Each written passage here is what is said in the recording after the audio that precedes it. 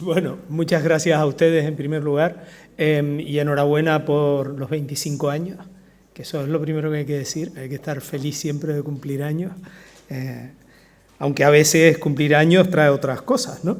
Pero bueno, yo voy a intentar ir bastante rápido y como fue en su momento Pedro, que por cierto, espero que le den un abrazo cariñoso, quien me embarcó en este tema y un poco me puso el título de la pequeña charla, pues al final me pareció como un poco, no sé cómo llamarlo, un poco como excesivo pretender que yo fuera capaz de decir tanto, y entonces lo que he intentado me voy a intentar ceñir sobre el tema del turismo rural digamos, a tres perspectivas. Yo creo y esas perspectivas sobre todo porque me parece que tienen que ver con retos con los que actualmente nos estamos enfrentando en el turismo rural, ¿no? Por lo tanto, este es el título de la ponencia. La foto es de aquí, de La Palma, luego les desvelo dónde. No puedo rifar coches a quien diga cuál es la foto porque no nos lo permiten, pero sería interesante. En cualquier caso, vamos a ir viendo temas. Bueno, el primero de todos, la mirada sobre la legislación, yo creo que más o menos la tenemos clara todos. El decreto 142-2010 de 4 de octubre es el que establece la tipología actual alojativa.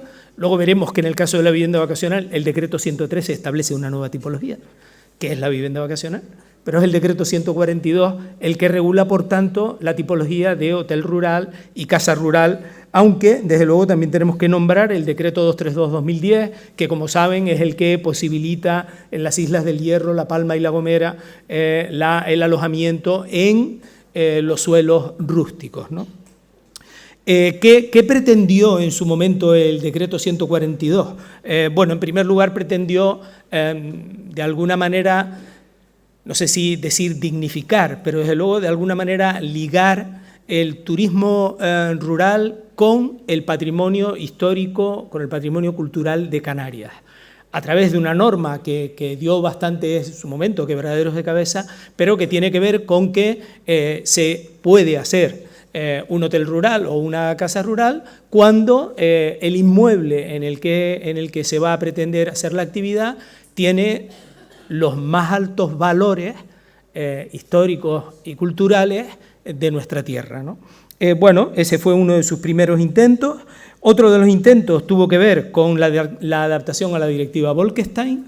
Veníamos de una situación en que, en fin, no estaba claro cómo era el alta, el cese y la baja en la actividad de turismo rural y en la actividad turística, y el decreto se intenta adaptar a la directiva Bolkestein. Es verdad que probablemente hoy por hoy veamos que no está del todo adaptado, pero bueno. Y luego habla, curiosamente, de tres cuestiones. Una mejora del posicionamiento internacional, es decir, dice, es necesario que Canarias continúe mejorando su posicionamiento internacional como destino turístico. Habla también, ya en aquel momento, de la calidad, sin entrar en definiciones, y la necesidad de adaptación rápida de la oferta a la demanda. Es decir, en 2010 ya se percibe un mundo que va cambiando muy rápidamente y la ley dice, vamos a intentar adaptarnos muy rápidamente. Luego ya veremos lo que ocurre, pero bueno, lo dice. Y luego, sobre todo, que a mí me parece lo más interesante en los momentos actuales, dice que el principal criterio para diferenciar la oferta, incluso la oferta alojativa, tiene que ver con los motivos de la demanda, con la motivación de la demanda. Y en ese sentido me parece que sí introduce, en el propio preámbulo de la ley, introduce un elemento que ahora mismo puede ser muy interesante, sobre todo teniendo en cuenta que el Gobierno de Canarias ya abrió con el procedimiento, con el proceso público de consulta, abrió un proceso que tiene que ver con el Plan Estratégico de Canarias para el turismo, que será seguido de una reforma, de una renovación de toda la legislación turística. A mí me parece que aquí esto de que es la demanda quien en un momento determinado le dice a la oferta cómo tiene que establecer tipologías, me parece algo que en 2010 tiene mucho interés y que hoy por hoy me parece de primerísima actualidad, ¿no? Una segunda mirada o una segunda perspectiva, porque continuamente hablamos de ella, tiene que ver con el marketing. 133.467 turistas rurales según el ISTAC el año pasado, 157 millones de euros de facturación directa, 806 establecimientos. Esta mañana pedí una revisión rápida de los establecimientos y me dieron 7 menos, con lo que tómense este número a día de hoy con una cierta cautela. A mí me dieron esta mañana 799. Yo tenía 806 de la última lectura que habíamos hecho del registro. 219 en La Palma. Eso significa 4.928 plazas alojativas, 927 en La Palma. Y según OBECAN y el cruce que hace ISTAC con OBECAN, 884 personas empleadas en el sector del turismo rural. Esto es un poco lo que es la demanda del turismo rural. Yo creo que en términos relativos, si consideramos el peso que la facturación y que el número de clientes tienen sobre el total de turistas que vienen a Canarias, probablemente es muy bajo, estamos ligeramente por debajo del 1%, pero sí que hay algo importante, ¿no? Nosotros, de media, el 42,6% de nuestro territorio está protegido. Bueno, da una idea de por dónde podríamos tener algún desarrollo, pero sobre todo, lo más importante, el 22% de los turistas que vienen a Canarias citan entre una de sus 3 motivaciones para venir a Canarias nuestros paisajes, nuestro medio ambiente, nuestros senderos, nuestra naturaleza, nuestro medio rural. Es decir, 1% de turistas directos en el turismo rural, un 22% de turistas que dicen que su motivación para venir a Canarias, además del clima, fue su naturaleza. A mí me parece que esto puede darnos una idea del potencial de desarrollo, o al menos el potencial de convencer a determinados clientes que tiene el turismo rural.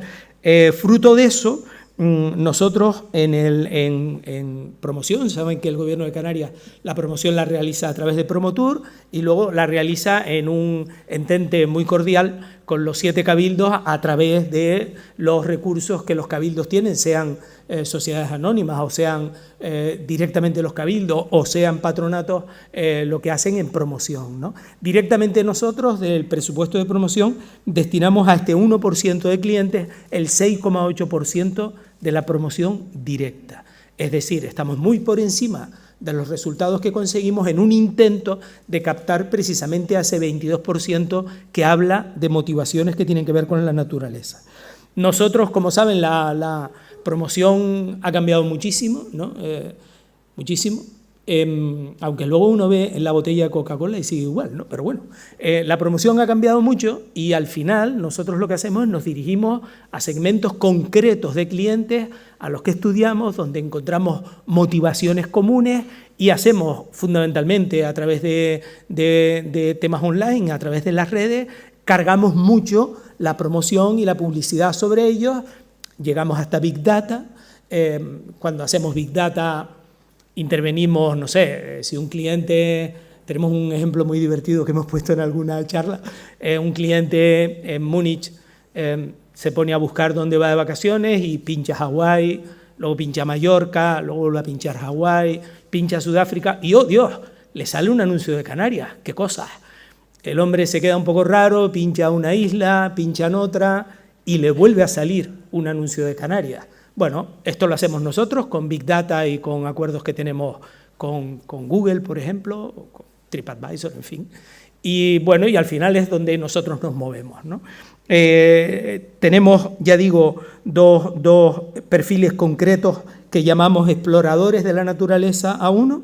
Son turistas cuya motivación es la exploración y el conocimiento. Desean disfrutar de sus vacaciones en o muy cerca de espacios de alto valor ecológico, en los que quieren descubrir la naturaleza local y el modo de vida ligado a ella. Son alocéntricos, una palabra muy divertida que lo único que significa es lo contrario de egocéntrico. Son alocéntricos, altruistas, generosos, lo contrario de egocéntricos, pero les gusta el descanso y desconectar de la rutina urbana. Tienen un alto nivel de concienciación medioambiental, pueden viajar solos, en pareja, en grupos o en familia. Su idea de las grandes vacaciones es en un paisaje que sea monumental y donde casi no haya presencia humana. Los llamamos, ya digo, exploradores de la naturaleza. Tenemos un segundo perfil, que los llamamos los apasionados del senderismo. Estos son ligeramente distintos a los anteriores en el sentido de que desean disfrutar de las vacaciones practicando senderismo, y la práctica del senderismo además les proporciona mucha energía positiva, o sea, se sienten encantados de sí mismos haciendo senderismo, ¿no? Son muy entusiastas del senderismo y luego comparten con el grupo anterior los valores de naturaleza, los valores medioambientales. A estos dos perfiles nos dirigimos con dos plataformas de comunicación, que es como estructuramos nosotros todo nuestro contenido. Y yo no sé si esto lo tengo también por aquí. Sí, lo tengo aquí. Las dos plataformas son La Energía que te espera, que es una plataforma de comunicación orientada a estos dos tipos de clientes, y otra plataforma que se llama Senderos de Verdad, que parecen de mentira. Si quieren, lo pueden ver en sus dispositivos móviles. Yo cuando las personas que hemos dado clase alguna vez por alguna razón en la universidad, nos hemos acostumbrado a que nadie nos mire y esté mirando todo el rato su móvil o su portátil. Es una sensación un poco rara, pero al final te terminas acostumbrando, ¿no? Con lo que vamos. Quiero decir, pueden entrar en las dos plataformas, en holaislascanarias.com, ahí tenemos todas nuestras plataformas, entran de ellos, tienen imágenes totalmente, bueno, las que hacemos últimamente, impactantes, los mensajes están muy pensados, todas las acciones que sean acciones online o below the line o lo que hagamos, están dirigidas siempre a machacar ese perfil, y ya digo, a ellos dedicamos aproximadamente 750.000 euros solo en esas dos plataformas. Por otra parte, sí que quería señalar que también seguimos participando, ya algún día habrá que debatir de eso, doña Alicia, en las ferias y en este tipo de, digamos, promociones, discusiones comerciales más tradicionales, que hace 25 años eran el core del negocio y hoy por hoy ya no lo son tanto, ¿no?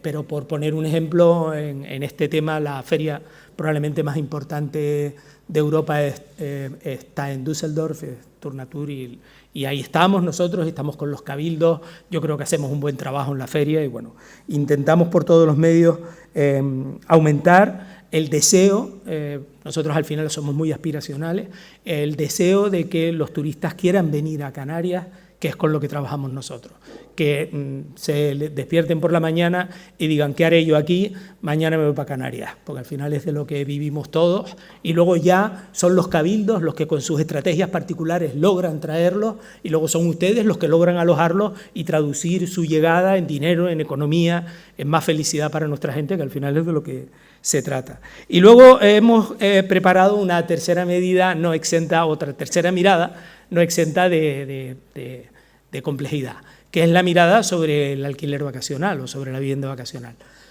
¿Por qué la he incluido? Hombre, porque esta mañana lo decíamos en otro contexto, nosotros empezamos esta legislatura con un decreto recién aprobado y empezamos a discutir con todo el mundo y nos dimos cuenta un poco de que toda la discusión se basaba mucho en ideas preconcebidas, muchas veces incluso en sentimientos, en intereses legítimos, por supuesto, de todo el mundo y poco en datos. Con lo que hicimos, encargamos 3 estudios. En un estudio hicimos un cualitativo de qué opinaban todos los agentes turísticos de diferentes cosas, pero entre ellas también el alquiler vacacional. Hicimos un segundo estudio que era cómo está la legislación en todo el Estado español, en las comunidades autónomas. Miramos un poquito para Europa, solo encontramos 2 casos, el de Grecia y el de Malta. Nos interesó un poquito más el tema de Malta y lo estudiamos mejor.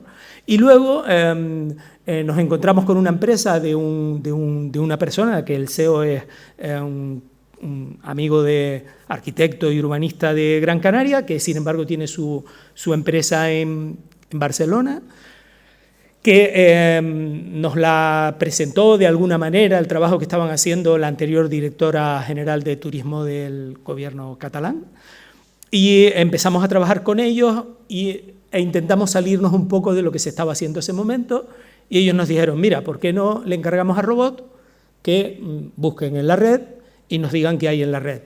Nosotros nos quitamos y ya luego analizaremos los datos.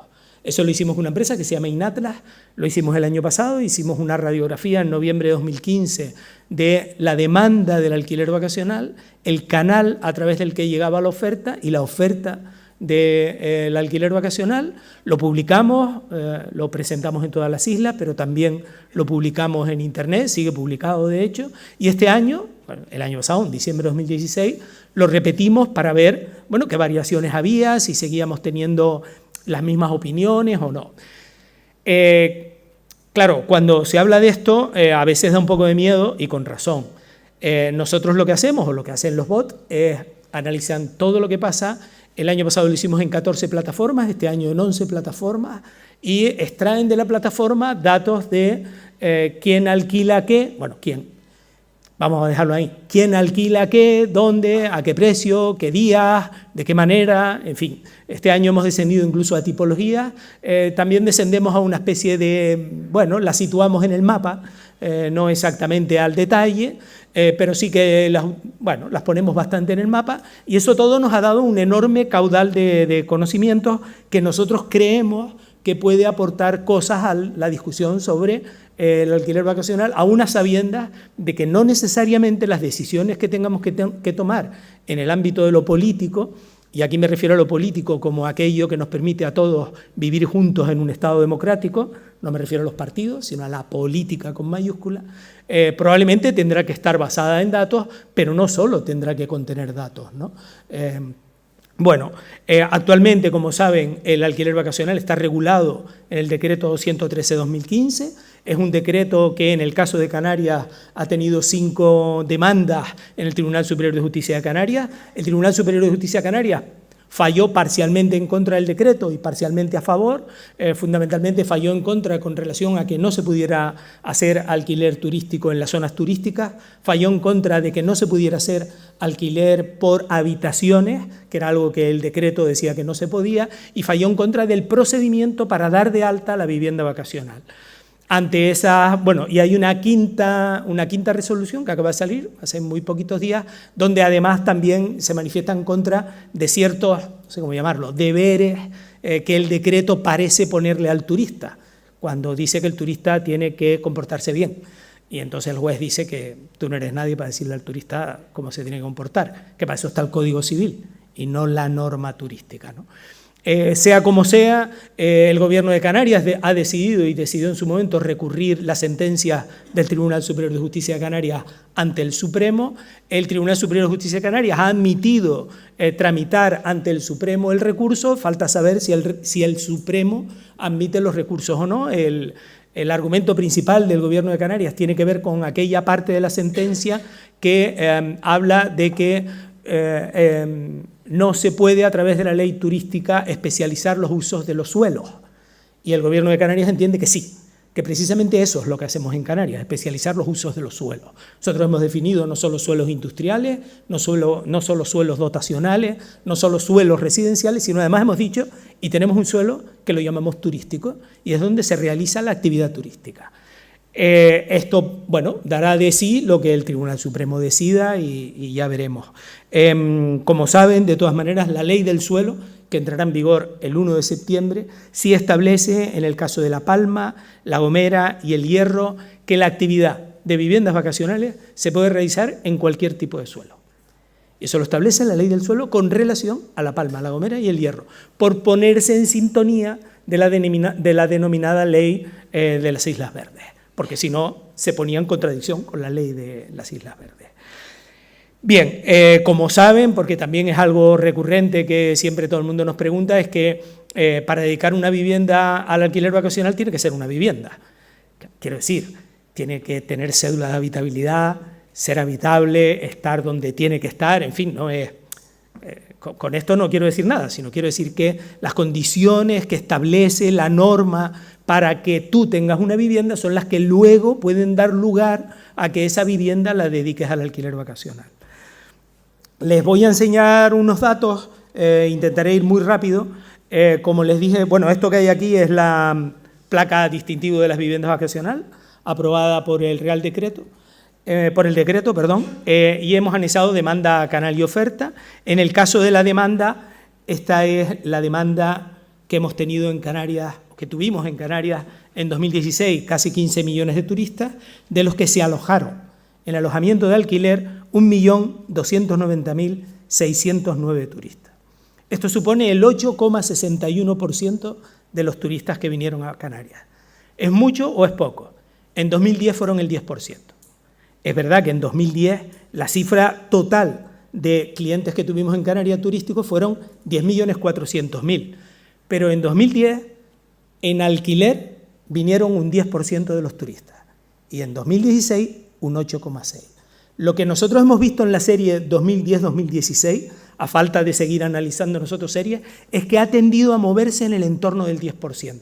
Ha bajado un poquitito, ha subido un poquitito, pero da la impresión que desde el punto de vista de la demanda hay un 10% de clientes que vienen a Canarias que parecen desear venir al alquiler de alguna casa. Eso es lo que da a entender el estudio. Luego también se ve como, sin embargo, sí que la misma variación en hoteles, por ejemplo, en hoteles y apartamentos. De 2010 a 2016 ha sido un 45,76% más que antes. Mientras que en el caso del alquiler vacacional solo ha sido un 19,89%. Es decir, hoteles y apartamentos han crecido más en cuota de mercado que el alquiler vacacional. Esto es importante un poco verlo porque de alguna manera quita presión a la enorme discusión que tenemos sobre el alquiler vacacional. Si resulta que más o menos la demanda de este tipo de alojamiento se mantiene en términos de cuota de mercado, hay menos presión a la hora de tomar una decisión inmediata o de tomar una decisión equivocada. Piensen que el tema de la vivienda vacacional no es un tema de Canarias, no es un tema de La Palma, no es un tema del Estado español, es un tema de Europa, es un tema de Estados Unidos, es un tema que está ocurriendo hasta en China. Y casi ningún sitio ha logrado legislar en paz. Y hay de todo. En Berlín está prohibido. En Berlín no se pueden alquilar pisos por menos de 60 días. Punto. No se puede y se acabó. Sin embargo, en otras ciudades no solo se puede, sino que el alquiler vacacional cobra tasa turística y se la ingresa a la ciudad o a lo que sea. Es decir, ha habido todo tipo de puntos de vista y casi ninguno ha sido implantado, digamos, sin discusiones, ¿no? Siempre hay que tenerlo en cuenta porque al final esto es como el fútbol, ¿no? Que uno tiene que también darse cuenta de dónde juega y cuál es el equipo de uno. Con relación al canal, este se acaba de quedar parapléjico por algo, con lo que esperaremos a que ocurra, y yo les voy hablando, tiro de otra presentación, se acaba de quedar en 33. Pero bueno, yo creo que si lo arranco otra vez, es capaz de espabilar. Vamos a ver. Bien, en términos de... sí, parece que sí. Vuelve a salir esta foto tan bonita. Tiramos para adelante a toda velocidad e intentamos llegar a donde estábamos.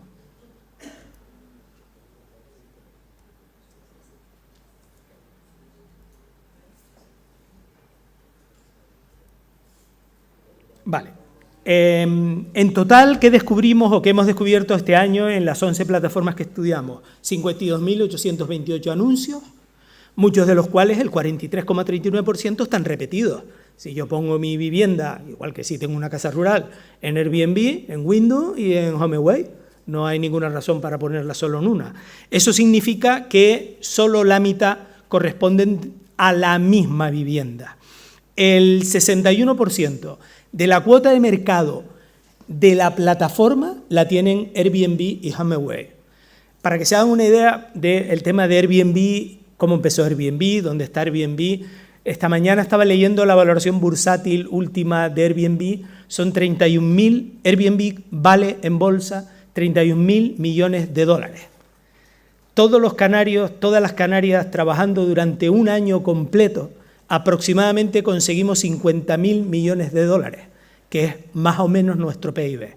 Airbnb vale 31.000 millones, más que la mitad del esfuerzo de todos los canarios y todas las Canarias. Lo digo porque cuando hablamos de las plataformas no nos damos cuenta del enorme poder que tienen en términos económicos las plataformas peer-to-peer. El caso de Airbnb es clarísimo, el caso de HomeAway es exactamente igual. todos tienen lobbies en Bruselas, todos tienen lobbies en la Corte Federal en los Estados Unidos, son un enorme, gran negocio, ¿no? Y encima, en el caso de Canarias, han aumentado su cuota. Mientras que el año pasado había un poquito más de plataformas con un sistema de compras, porque hay mucha plataforma grande que compra una plataforma pequeña, han ido acumulando clientes. Ya digo, actualmente son el 61%. Por cierto, para contestarle una cosa a Pepe que antes dijo, que tiene razón, ¿por qué el gobierno de Canarias no las multa? Podríamos multar, como hace Cataluña, y no lo van a pagar. ¿Por qué no lo van a pagar? Porque las plataformas son peer-to-peer, se acogen a la directiva europea que tiene que ver con la sociedad de la información y no son responsables civiles, lo dice la Unión Europea, no son responsables civiles subsidiarios de nada que ocurra entre la oferta y la demanda. Esa es la teoría de las plataformas.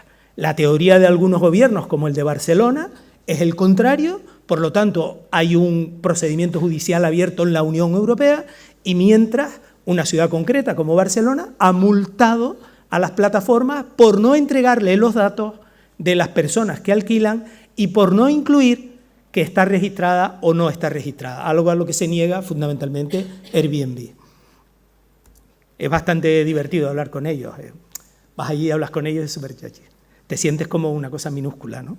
Es bastante... En fin, de todos estos anuncios, 5.022 anunciantes solo anuncian una vivienda. Y habría que pensar que es la suya. Y eso significa el 17,70% de las camas. Es decir, de todas las camas que hay ahora mismo en todas las plataformas, solo el 17% parece estar anunciado por su dueño o dueña. Esto es verdad y no es verdad. Una persona puede tener una vivienda vacacional, se la da a una inmobiliaria o a un comercializador, este comercializador aglutina 10, 12, 40, 795 viviendas, como pasa en el caso de Lanzarote, lanzarote.com, y la saca al mercado en bloque. Pero eso no significa que no haya un cliente individual, un propietario individual detrás. Significa que la comercialización no la está haciendo él. Solo el 17,70% lo hacen. Es más que el año pasado. El año pasado era solamente un 14%. Ha subido del 14% al 17%. Probablemente tienen que ver con algunas cosas como la agresiva campaña publicitaria de HomeAway, que hizo una campaña tremendamente agresiva en Canarias con vallas, con mupis, con anuncios, para captar viviendas vacacionales y ponerlas en el mercado. Es posible que una persona que no se hubiera planteado poner la vivienda en HomeAway o que la tuviera en, no sé, en una inmobiliaria, decidiera ponerla. Pero efectivamente ha subido. Lo que es también importante de ver aquí, el 95,71% de las viviendas son viviendas completas. Es decir, en Canarias, que es un destino de clima, de sol y playa, no pasa lo mismo que en los destinos urbanos. Aquí la inmensa mayoría de la oferta de viviendas vacacionales es de la vivienda completa, no de habitaciones, cosa que sin embargo es completamente distinta en Barcelona o en Madrid o en algunos casos como Palma, que se comporta a veces de una manera un poco mixta, ¿no? Bien, desde el lado de la oferta, que al final es lo que nos traba a todos, hay 29.900, o había, en diciembre de 2016, 29.931 viviendas ofertadas en plataformas en Internet. Y este es el número que hay, o que había. Puede que nos hayamos equivocado en una, es posible, pero ni una más ni una menos. Aquí sí que no caben conjeturas.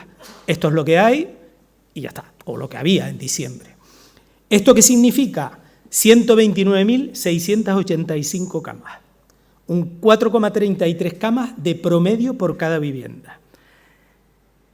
124.000 en viviendas completas, 5.559 camas en habitaciones separadas, 92,69 euros de precio medio de la vivienda. Luego lo veremos los precios. Claro, si la vivienda tiene 4,33 camas, la vivienda completa por noche es 92,69.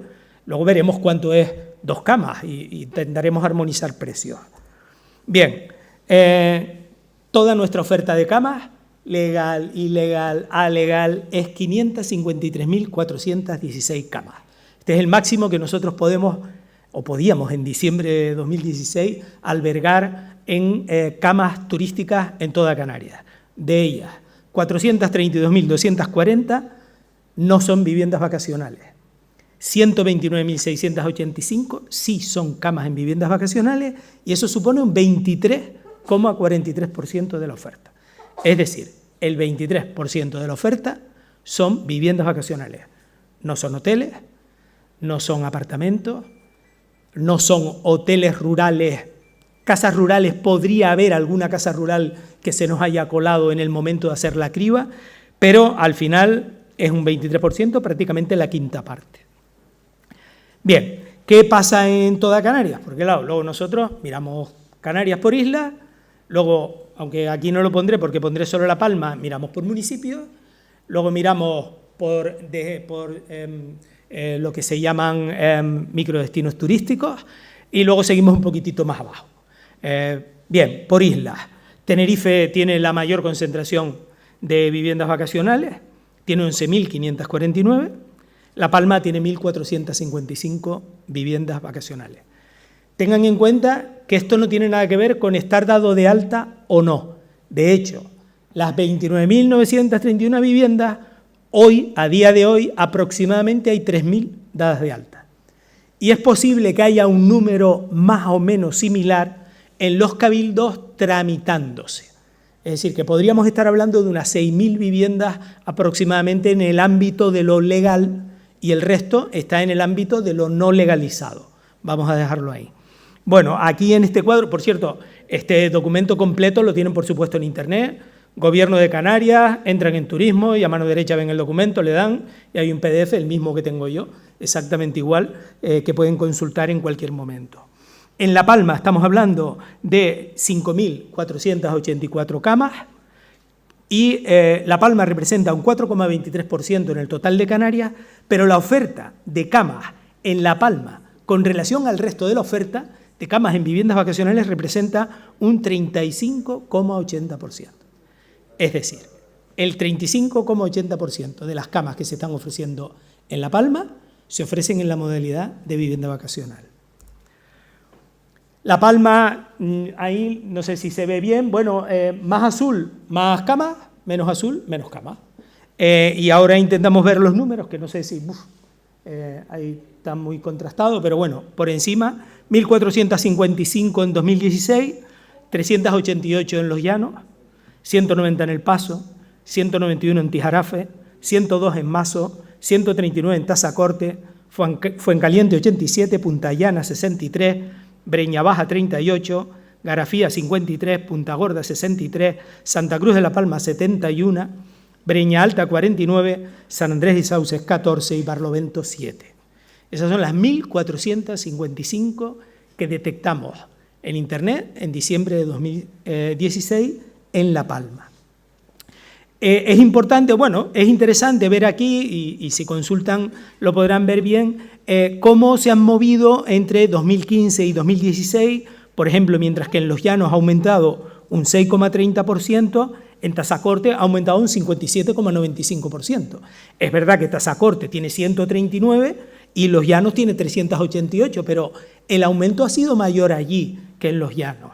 Es también interesante ver lo que representan del total de la oferta que hay de viviendas vacacionales o de camas en viviendas vacacionales en toda la isla.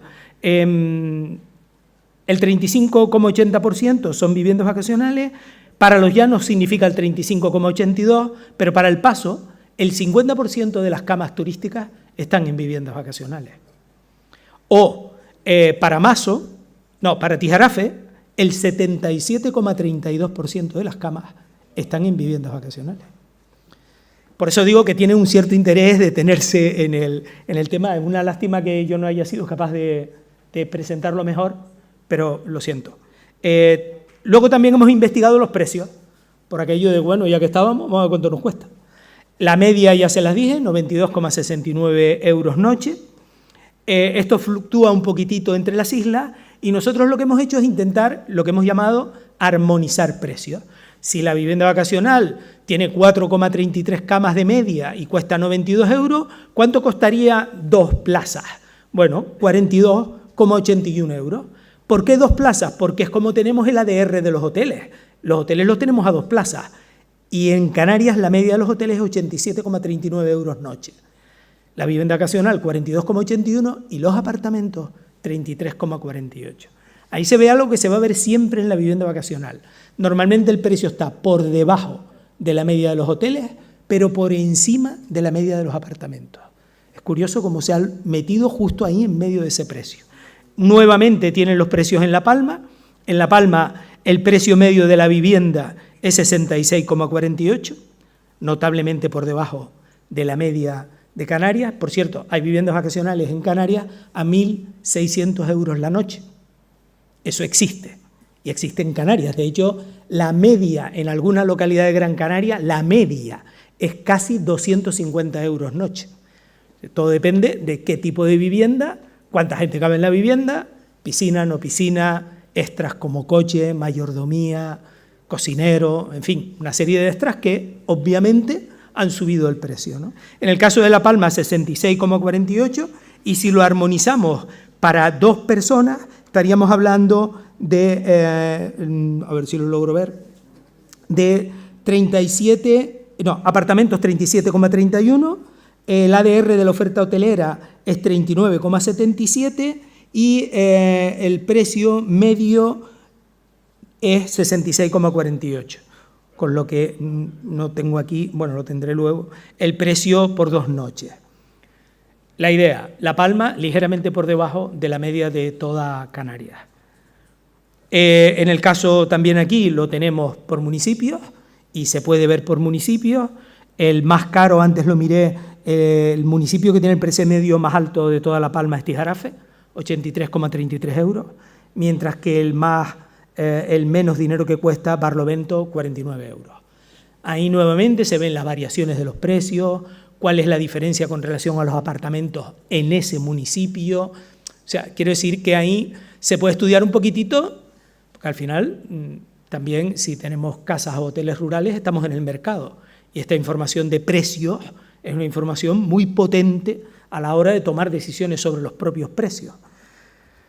Bien, como resumen, los grandes datos. 14.981.000 turistas, de ellos 1.290.000 en alojamiento en alquiler, 1 millón en alojamiento de familiares. Ha crecido mucho el alojamiento de familiares.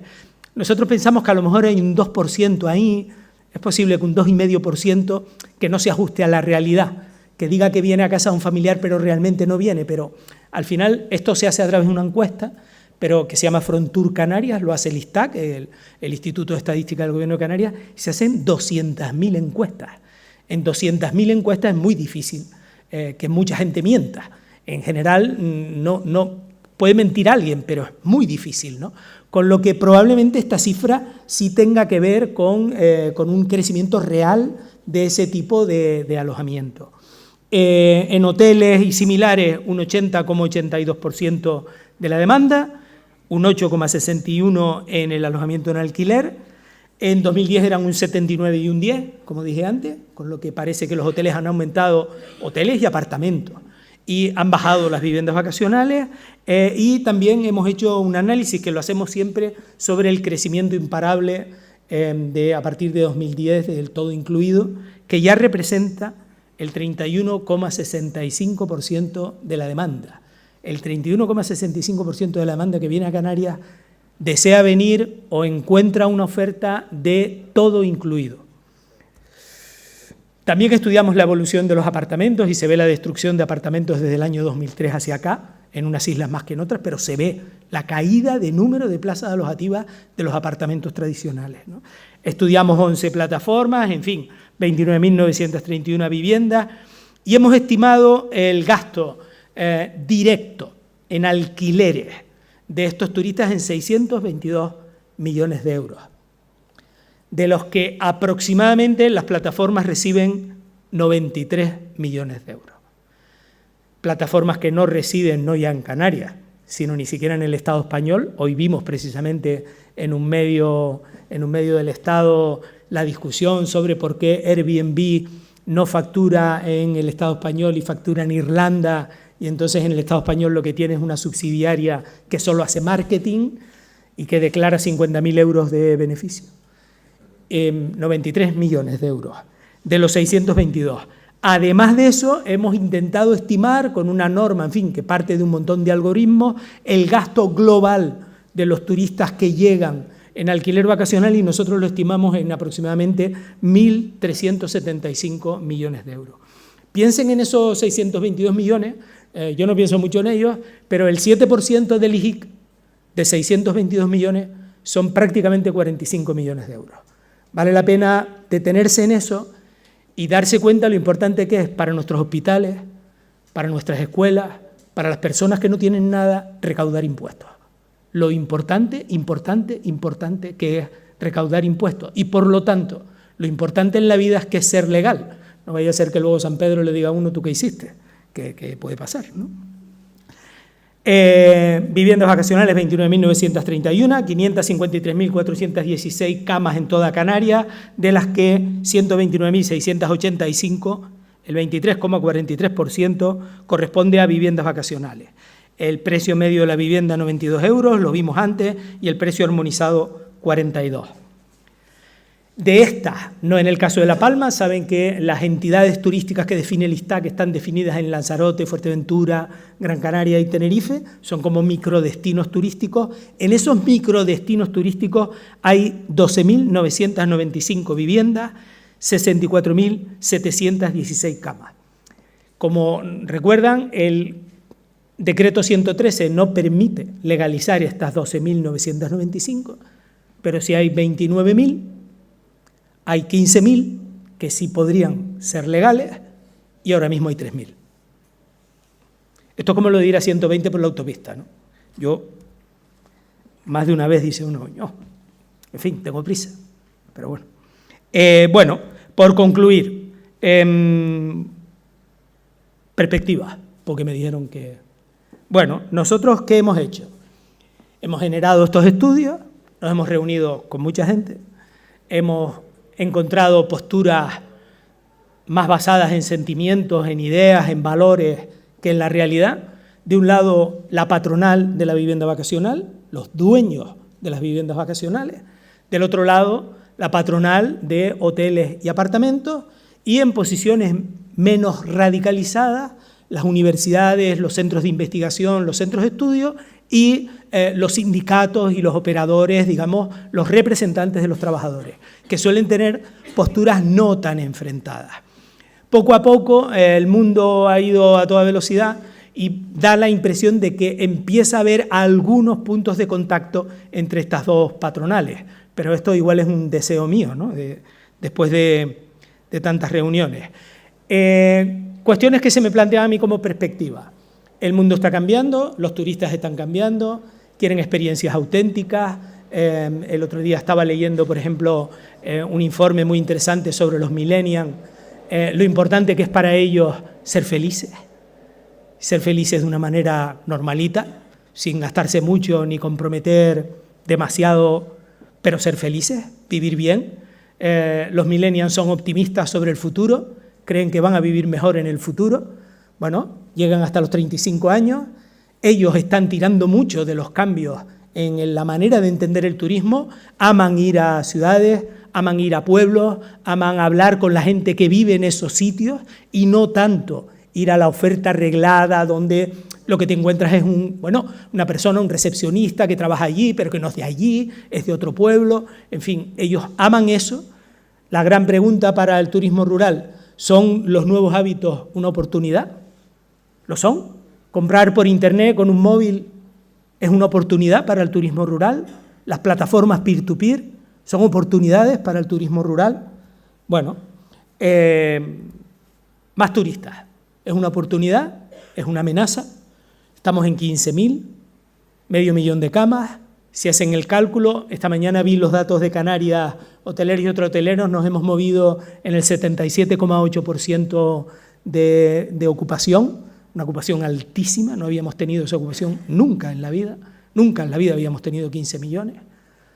Si vienen más, los ingleses quieren seguir viniendo, los alemanes quieren seguir viniendo, los nórdicos quieren seguir viniendo, las líneas aéreas están poniendo más líneas aéreas. es una oportunidad, es una amenaza para el turismo rural, digo. ¿Necesitamos proteger el turismo rural de alguna manera? Y si lo protegemos, ¿cómo? Porque claro, es que al turismo rural le dijimos, o coges una casa que tenga valores patrimoniales, con lo que eso significa, no solo en términos del costo económico, que es, pongo por ejemplo, arreglar un tejado con teja vieja y poner tea. No solo me refiero a eso, me refiero también a el tremendo gasto en términos de vete al ayuntamiento, presenta un proyecto, el proyecto tiene que estar visado, llévalo a la Comisión de Patrimonio Histórico de tu cabildo, que la Comisión de Patrimonio Histórico de tu cabildo te diga que sí, en fin, un poquito complejo, ¿no? Es decir, no solo es el dinero, que es un montón de dinero, sino también los trámites. Eso que parece que todos hicimos convencidos de que era una manera de que un determinado grupo de turistas, aunque fuera un 1%, disfrutara de nuestra cultura de una manera más inmediata, más cercana, más del día a día, lo tenemos que proteger.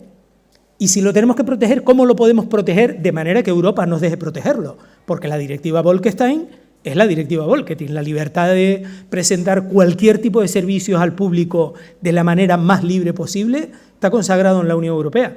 Podríamos tener una discusión de si yo estoy de acuerdo o no, pero la realidad es esa, ¿no? ¿Cómo lo podemos hacer? ¿Podríamos hablar de exenciones fiscales para el turismo rural? ¿Qué exenciones fiscales? ¿Podríamos hablar de exenciones que tienen que ver con el mercado de trabajo para el turismo rural? ¿Podríamos hablar de cuestiones que tienen que ver con la edad de jubilación, con jubilarte o no jubilarte, poder tener una actividad dentro del turismo rural después de jubilado? Es decir, ahí se abre un inmenso campo que son ustedes quien tienen que impulsar a la Administración a pensar en ellos y a sacarlos para adelante, si ese fuera el caso de lo que creemos todos. Por eso necesitamos nuevas políticas turísticas. Cuando hablo de políticas me refiero a nuevas normas de convivir con lo turístico hechas entre todos. Necesitamos nuevas estrategias. El Gobierno está convencido de que necesitamos revisar nuestra estrategia y por eso ha sacado el plan estratégico del turismo en un intento de decir, vamos a hablar de lo que no hablamos nunca. Vamos a hablar de todo esto, que no pasa nada por hablarlo. Yo creo que nosotros en el Gobierno estamos prácticamente convencidos de que tenemos que hacer un gran esfuerzo, es muy difícil, de mirar quizás un poco menos a nuestros intereses individuales, concretos, del día a día, que todos los tenemos, son legítimos, pero tenemos que pensar en el bien de todos.